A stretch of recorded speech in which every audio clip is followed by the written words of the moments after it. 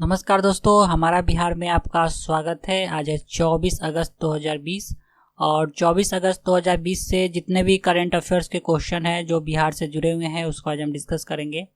और दोस्तों, इस वीडियो का अगर आप पीडीएफ डाउनलोड करना चाहते हैं तो हमारे टेलीग्राम चैनल से डाउनलोड कर सकते हैं।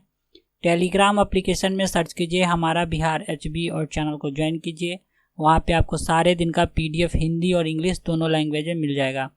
और दोस्तों, इस वीडियो के लास्ट में मैंने रिवीजन का 2 प्रश्न रखा है जिसका आंसर आप लोग को कमेंट बॉक्स में देना है, तो वीडियो लास्ट तक जरूर देखिए। तो चलिए शुरू करते हैं। तो दोस्तों, आज का पहला प्रश्न है, हाल ही में बिहार के किस व्यक्ति को केंद्रीय ट्रांसजेंडर काउंसिल का सदस्य बनाया गया है?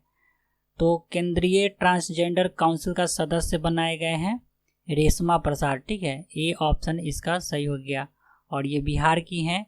और पटना की रहने वाली रेशमा प्रसाद को केंद्रीय ट्रांसजेंडर काउंसिल का सदस्य बनाया गया है।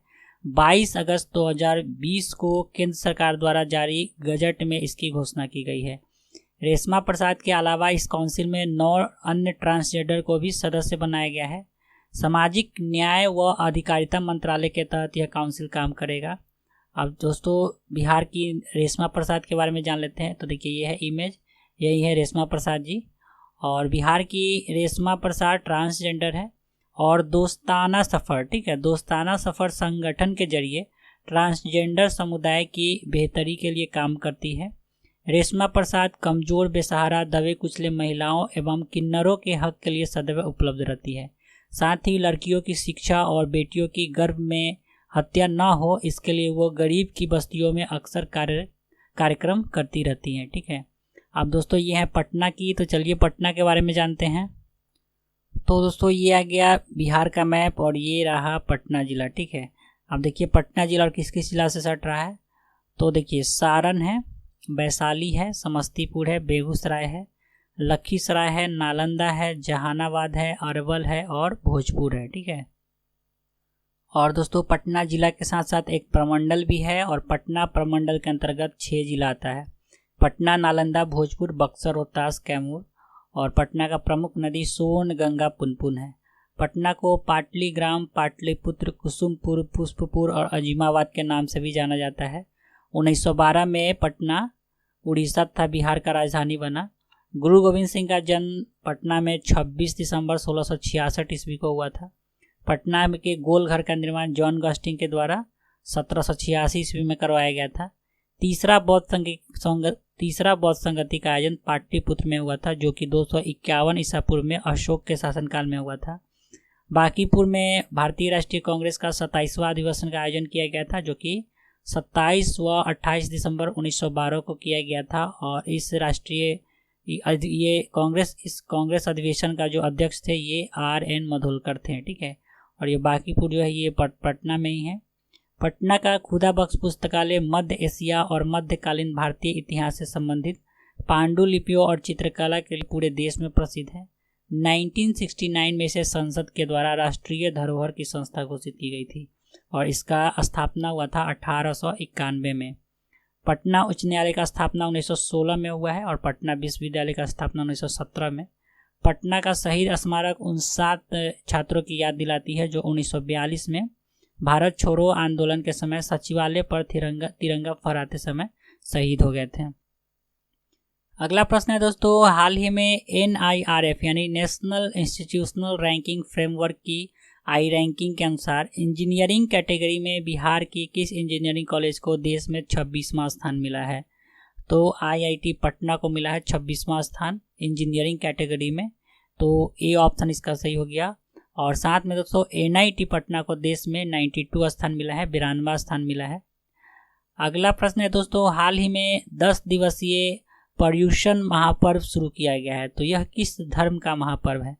तो पर्युषण महापर्व जो है दोस्तों ये जैन धर्म का महापर्व है और 10 दिन तक यह मनाया जाता है। हाल ही में इसकी शुरुआत की गई है मतलब। और दिगंबर जैन समाज का 10 दिवसीय महापर्व पर्युषण 23 अगस्त 2020 को शुरू हुआ है और कोरोना संक्रमण को देखते हुए इस बार किसी भी जैन मंदिर में कोई आयोजन नहीं किया जा रहा है।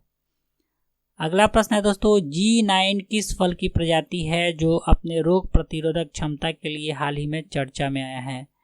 तो G9 जो है दोस्तों एक फल की प्रजाति है और ये है केला की प्रजाति, ठीक है। बी ऑप्शन इसका सही हो गया। G9 केला की एक प्रजाति है जिसे भागलपुरी केला भी कहा जाता है। G9 केला में रोग प्रतिरोधक क्षमता अधिक है। इसमें कीट का प्रभाव कम होने व साधारण केला की तुलना में अधिक केला होने के कारण इसकी मांग काफ़ी बढ़ गई है। बिहार कृषि विश्वविद्यालय परिसर के टिश्यू कल्चर में 10 लाख पौधे तैयार किए जा रहे हैं, ठीक है, G9 केला के। और अब बिहार सरकार ने भी इस पौधे को बिहार कृषि विश्वविद्यालय सावर यानी जो भागलपुर में है, तो इसके माध्यम से कटिहार, भागलपुर, पूर्णिया व खगड़िया जिले को 6 लाख पौधे आवंटित किए हैं और जहां से किसानों के बीच अनुदान पर पौधे बांटे जा रहे हैं। और नेपाल सहित कई देशों से इसकी डिमांड आ रही है। अगला प्रश्न है दोस्तों, हाल ही में मुख्यमंत्री नीतीश कुमार ने ऊर्जा विभाग की कितनी करोड़ की योजना का शिलान्यास किया है? तो मुख्यमंत्री नीतीश कुमार ने 4,855 करोड़ रुपए के ऊर्जा विभाग के योजना का शिलान्यास किया है। बी ऑप्शन इसका सही हो गया। मुख्यमंत्री नीतीश कुमार ने 1,341 करोड़ रुपए की योजना का उद्घाटन, 3,130 करोड़ की लागत से बदले गए जर्जर तारों का लोकार्पण और 383 करोड़ की योजना का शिलान्यास और कार्य आरंभ किया है। अगला प्रश्न है, हाल ही में राज्य में किस नियोजन में बिहार का निवासी होना अनिवार्य कर दिया गया है? तो दोस्तों प्रारंभिक शिक्षक नियोजन में जो है बिहार का निवासी होना अनिवार्य कर दिया हो गया, यानी प्राथमिक शिक्षा नियोजन में वैसे ही अभ्यर्थी भाग ले सकेंगे जो बिहार के निवासी हैं, ठीक है, अन्यथा वो भाग नहीं ले सकेंगे। और प्राथमिक शिक्षक नियोजन में अभ्यर्थी को बिहार का मूल निवासी होना अनिवार्य कर दिया गया है और इससे पहले पूरे भारत में कहीं के भी अभ्यर्थी नियोजन प्रक्रिया में शामिल हो सकते थे, लेकिन अब ऐसा नहीं है, अब सिर्फ बिहार के निवासी इसमें शामिल होंगे। अगला प्रश्न है, हाल ही में राज्य के 8 जिलों में 8 नए RT-PCR लैब का स्थापना किया जाएगा, ठीक है। तो इसमें कितने लैब PM केयर फंड के तहत स्थापित किया जाएगा? तो राज्य के 8 जिलों में 8 नए RT-PCR लैब स्थापना किया जाएगा और इसमें दोस्तों 3 लैब जो है PM केयर फंड के तहत स्थापित किया जाएगा। और बक्सर, कैमूर, बांका, नालंदा और बेतिया में अस्थायी RT-PCR लैब की स्थापना होगी, जबकि प्रधानमंत्री केयर फंड से मोतिहारी, मुंगेर और पूर्णिया में RT-PCR लैब का स्थापना किया जाएगा। और पूरे देश में PM केयर फंड के तहत 16 RT-PCR लगाया जाना है, जिसमें सर्वाधिक 3 बिहार, उत्तर प्रदेश और असम में लगाए जा रहे हैं। अगला प्रश्न है दोस्तों, उद्यान योजना के तहत किसानों को कम पानी में अधिक सिंचाई के लिए ड्रीप सिंचाई पर कितने प्रतिशत का अनुदान दिया जा रहा है? सॉरी, ये ड्रिप सिंचाई है, तो ये ड्रिप सिंचाई पर कितने प्रतिशत का अनुदान दिया जा रहा है? तो 90% का, ठीक है। सी ऑप्शन इसका सही हो गया। कम पानी में अधिक सिंचाई के लिए ड्रिप सिंचाई पर 90% और स्प्रिंकल पर 75% का अनुदान दिया जा रहा है। 8 जिलों में टिश्यू कल्चर, अनार, शरीफ कलम और नींबू कलम, संतरा कलम और बेर के कलमी पौधे के लिए किसान को पौधा व जैविक खाद आदि के लिए 75% का भी अनुदान दिया जा रहा है, ठीक है।